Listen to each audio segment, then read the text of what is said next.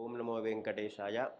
కోకాపేటలో వెలిసి ఉన్నటువంటి శివకేశవ మహాసన్నిధానం అని పిలువబడేటువంటి ఈ ఆలయంలో విశేషంగా శివ పరివారము, అలాగే విష్ణు పరివారం అని పిలువబడేటువంటి స్వామివారి యొక్క అవతారమూర్తులని ప్రతిష్ఠ చేయించడం విశేషంగా జరిగింది. అందులోనూ శివ పరివారంలోనే ప్రప్రథమంగా గణపతి దేవాలయంతో ప్రారంభమయ్యి ఆ తరువాత కాశీ విశ్వేశ్వర స్వామివారు, అలాగే శ్రీ వల్లీ దేవసేన సహిత సుబ్రహ్మణ్యేశ్వర స్వామివారు, అలాగే ఆ తరువాత పార్వతీ అమ్మవారు, ఆ తర్వాత జ్ఞాన సరస్వతి అమ్మవారు. ఎక్కడైనా మీరు చూసినట్లయితే కేవలం సుబ్రహ్మణ్యేశ్వర స్వామి, బాలసుబ్రహ్మణ్యేశ్వర స్వామి వారు మాత్రమే ఈ తెలంగాణలో కొన్ని ప్రాంతాలలో మనకు కనిపిస్తూ ఉంటుంది. కానీ మన దేవాలయంలో శ్రీ వల్లీ దేవసేన సహితంగా సుబ్రహ్మణ్యేశ్వర స్వామి వారు ఇక్కడ మనకి దర్శనమిస్తారు.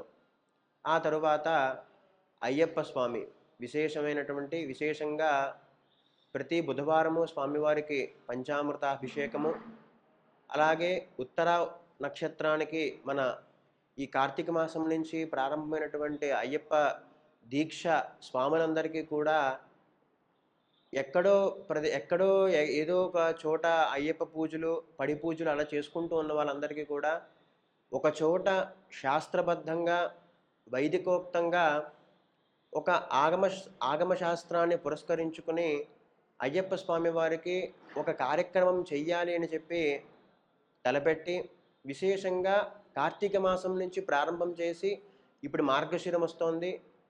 నెక్స్ట్ పుష్యమాసం పూర్తయ్యేంత వరకు కూడా, మకర సంక్రాంతి వచ్చి పూర్తయ్యేంత వరకు కూడా విశేషంగా అయ్యప్ప స్వాములను ఉద్దేశించి ఇక్కడ అయ్యప్ప దేవుడికి విశేష పంచామృతాభిషేకం ప్రతి బుధవారము ఉత్తరా నక్షత్రానికి. ఇదంతా కూడా శివ పరివారము.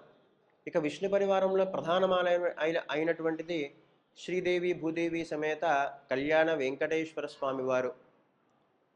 ఆ స్వామివారికి ప్రతినిత్యము కూడా ప్రతి శుక్రవారము విశేష అభిషేకము, శ్రవణ నక్షత్రానికి స్వామివారికి విశేష కళ్యాణము, ప్రతి పౌర్ణమికి స్వామివారికి గరుడ సేవ చేయడం జరుగుతుంది. అలాగే రాబోయేటువంటి ధనుర్మాస కాలంలో తిరుప్పావై సేవా కాలము విశేషంగా తెల్లవారుజామున 6:30 గంటలకు చేయడం విశేషంగా జరుగుతుంది. అలాగే వెంకటేశ్వర స్వామి వారి ఆలయానికి దక్షిణాన లక్ష్మీ నారసింహస్వామి వారు, రాజ్యలక్ష్మీ సమేత నారసింహస్వామి వారు, అలాగే వామవైపు రమాసహిత సత్యనారాయణ స్వామి వారు మాత్రమే ఈ తెలంగాణలో దేవాలయాల్లో మనం చూస్తాము. కానీ ఇక్కడ రమాదేవితో కూడి సత్యనారాయణ స్వామి వారు ఉండటం చాలా విశేషము. ఆ తరువాత అభయ ఆంజనేయ స్వామి వారు, సీతా లక్ష్మణ రామచంద్ర స్వామి వారితో కలిసి అభయ ఆంజనేయ స్వామి వారు ఇక్కడ మనకి దర్శనమిస్తూ ఉంటారు. ఇదంతా కూడా ఈ శివకేశవ మహాసన్నిధానంలో వేయించేసి ఉన్నటువంటి దేవతామూర్తులు.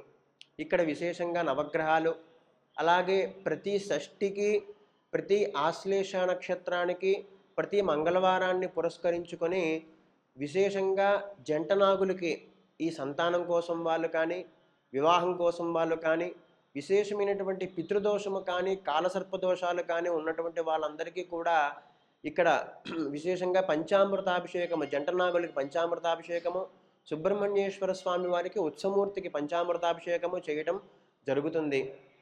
అలాగే నవగ్రహాలు, కాలభైరవుడు, అన్నిట్లో కల్లా వ్యాపారంలో ఉన్నటువంటి వాళ్ళందరికీ కూడా విశేషమైనటువంటి శత్రుబాధలు ఖచ్చితంగా ఉంటాయి కలియుగంలో. ఆ శత్రుబాధలు తొలగి ఎంతమంది శత్రువులు ఉన్నప్పటికీ కూడా వాళ్ళనందరినీ కూడా అధిగమించేటువంటి శక్తి మన యందు ఉండాలి అని చెప్పి భక్తులందరూ కూడా ఇక్కడ కాలభైరవుడి దగ్గర ప్రతి అష్టమికి, ప్రతి అమావాస్యకి కూడా విశేషమైనటువంటి కాలభైరవుడి అభిషేకము, అలాగే గుమ్మడికాయ దీపాలు, కూష్మాండ దీపాలు, అలాగే స్వామివారికి గారెల నివేదన చేయటం, ప్రదక్షిణాలు చేయటం, ఇదంతా కూడా మనకి విశేషంగా చూడవచ్చును. అమావాస్య నాడు ప్రతి అష్టమికి జరుగుతూ ఉంటుంది.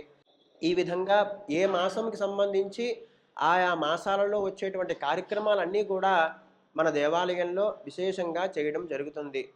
ఇది శివకేశవ మహాసన్నిధానం పురాణము. ఓం నమో వెంకటేశాయ.